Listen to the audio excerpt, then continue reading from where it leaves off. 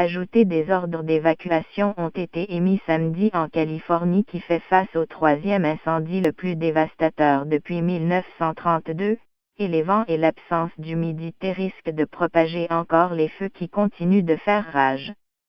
Le Bureau de gestion des situations d'urgence du comté de Santa Barbara, au nord de Los Angeles, a annoncé sur son compte Twitter une série d'ordres d'évacuation obligatoires ainsi que des conseils d'évacuation volontaire pour certaines parties du comté.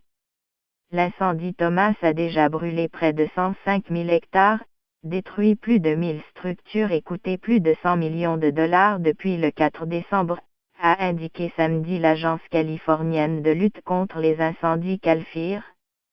Les conditions climatiques, vent et faible humidité, continueront de favoriser la croissance du feu.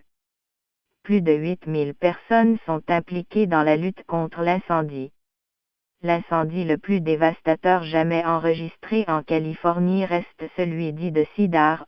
En octobre 2003, il avait carbonisé plus de 110 000 hectares et détruit presque 3000 structures, suivi de l'incendie Rush en 2012, avec près de 110 000 hectares brûlés. La Californie a connu ce mois-ci une série d'incendies dont la plupart ont été contenus. L'incendie Thomas est le seul à avoir fait des victimes.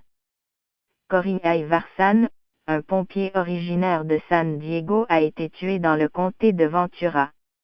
Une femme de 70 ans a également été tuée dans un accident alors qu'elle tentait de fuir les flammes dans sa voiture.